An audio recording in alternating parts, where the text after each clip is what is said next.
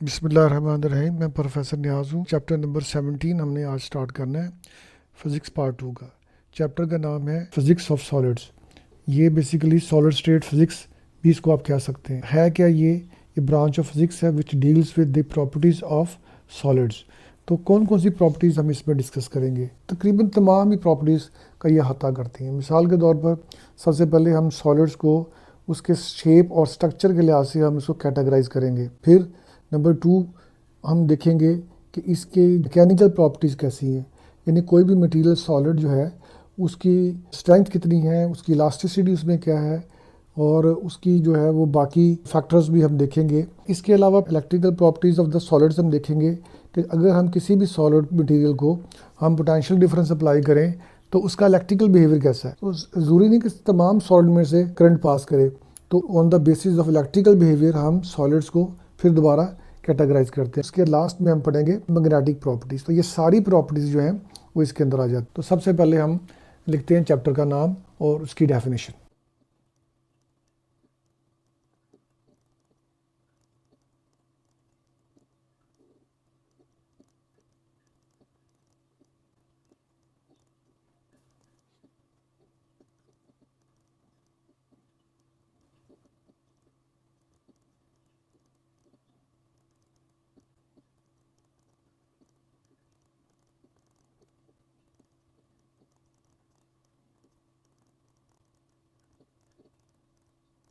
ये हमारे पास physics of solids chapter number 17, और ये डिफ़ाइन हम इसको करेंगे the branch of physics which deals with the properties of solids.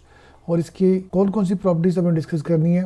Number 1 हम इसका स्ट्रक्चर एंड शेप डिस्कस करेंगे, और मैकेनिकल प्रॉपर्टीज़ डिस्कस करेंगे, इलेक्ट्रिकल प्रॉपर्टीज़ डिस्कस करेंगे, और magnetic properties of the solid हम डिस्कस करेंगे।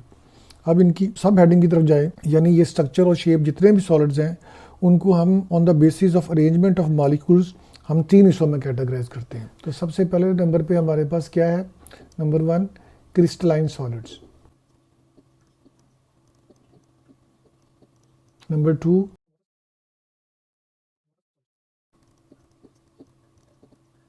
जी, तो 3 इसकी टाइप्स हैं on the basis of arrangement of molecules. Number 1 crystalline solids, amorphous solids और पॉलीमेरिक सॉलिड्स। इसी तरीके से हमारे पास आ जाती है मैकेनिकल प्रॉपर्टीज़। तो मैकेनिकल प्रॉपर्टीज़ में हम क्या देखते हैं सॉलिड्स के अंदर? उसमें नंबर 1 हमारे पास है, उसमें स्टडी करेंगे स्ट्रेस और उसकी टाइप्स। ठीक है जी। नंबर 2 स्ट्रेन, और फिर ये रेशो स्ट्रेस टू स्ट्रेन यानी modulus of elasticity, modulus of elasticity. और इसके अलावा आप स्टडी करेंगे इसके अंदर elastic limit and yield strength.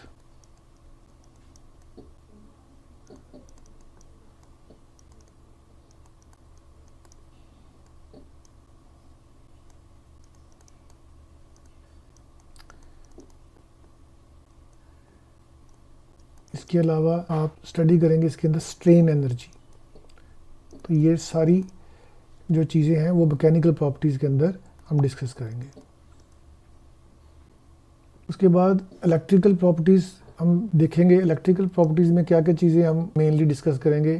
तो इसमें बेसिकली हम देखते हैं कि किसी भी सॉलिड्स को आप पोटेंशियल डिफरेंस देते हैं तो उसके अंदर इलेक्ट्रिसिटी का बिहेवियर कैसा है, यानी करंट उसके अंदर फ्लो करता है या नहीं करता। तो इसमें on the basis of electrical property हम इसको 3 हिस्सों में कैटेगराइज करते हैं। And super conductors, insulators, insulator के बाद सेमीकंडक्टर्स। फिर इसके अलावा हम डिस्कस करेंगे एनर्जी बैंड थ्योरी, और फिर दोबारा on the basis of energy band theory हम तीनों को डिस्कस करेंगे, कंडक्टर्स को, इंसुलेटर को, सेमीकंडक्टर को। सेमीकंडक्टर ज़्यादा इंपॉर्टेंस है इनकी, तो इसमें फर्दर डिस्कस करेंगे एन टाइप, पी टाइप जी। इसके बाद लास्ट में हमारे पास आता है मैग्नेटिक प्रॉपर्टीज़। तो हम देखेंगे कि ये जो सॉलिड्स हैं ये इनका बिहेवियर जो है वो मैग्नेटिकली कैसे है। On the basis of magnetic properties हम इसको 3 हिस्सों में कैटेगराइज करते हैं। इसमें सबसे पहले आता है हमारे पास पैरामैग्नेटिक, नंबर 2 डायमैग्नेटिक, और फिर इसके बाद फेरोमैग्नेटिक, और फिर हमारे पास आता है हाइस्टेरेस लूप। तो ये पूरे चैप्टर का मैंने आपको व्यू दिया है। तो अब सबसे पहले हम स्ट्रक्चर एंड शेप को डिस्कस करेंगे। तो उसमें सबसे पहले हम देखते हैं क्रिस्टलाइन सॉलिड्स, डिफाइन करेंगे हम।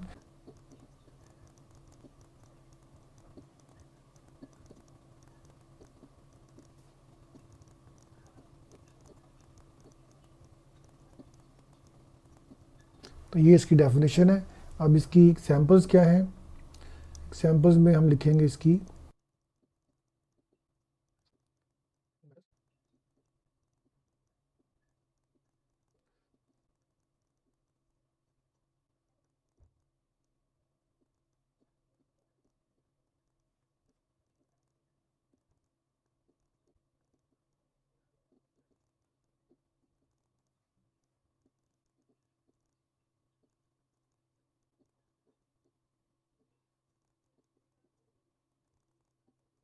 जी। तो ये इसकी एग्जांपल्स हैं। मेटल्स के अंदर कॉपर, आयरन एंड जिंक है, और आयनिंग कंपाउंड में सोडियम क्लोराइड, नमक, और सिरामिक्स के अंदर जिरकोनियम ऑक्साइड, और सेमीकंडक्टर में जर्मेनियम और सिलिकॉन। इसके बाद हमारे पास आता है अमॉर्फस। अमॉर्फस का मतलब होता है ऑर्डरलेस। जी, अमॉर्फस सॉलिड्स क्या हैं? The solids in which atoms and molecules are disorderly form, are in the disorderly form.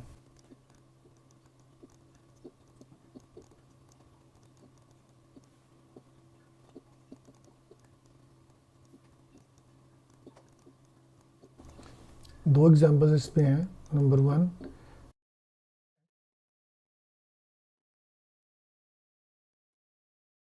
Glassy solids जिसको बोलते हैं।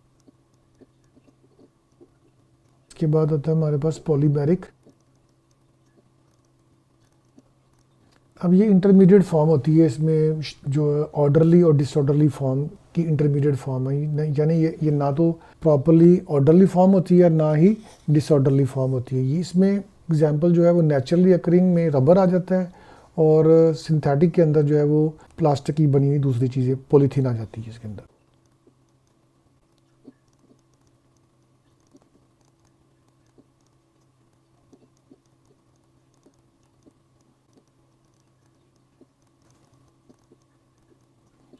In solids in which atoms and molecules are in between order and disorder is called polymeric.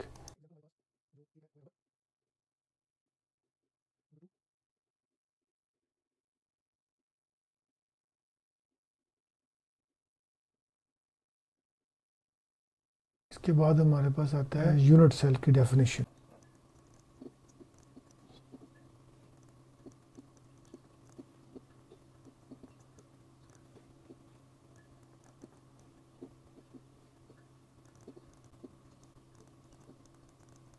Unit cell, the smallest 3 dimensional structure is called unit cell. और एक छोटी सी definition और भी आ सकती है, वो है क्रिस्टलाइन लैटिस या क्रिस्टल लैटिस।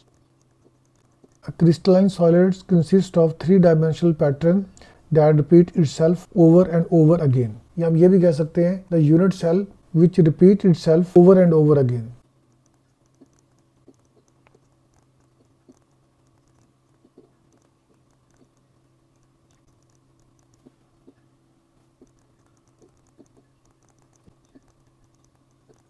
इसे बोलते हैं क्रिस्टलाइन सॉलिड्स। अब इसकी हम एक डायग्राम बना लेते हैं, उसमें एटम जो है वो अपने आप को रिपीट करते हैं।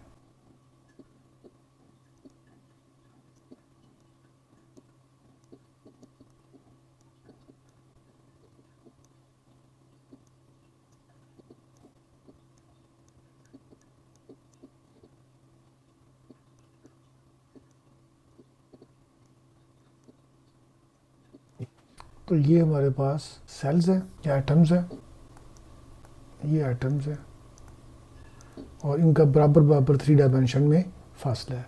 तो ये हमारा आज का टॉपिक था। बहुत शुक्रिया आपका।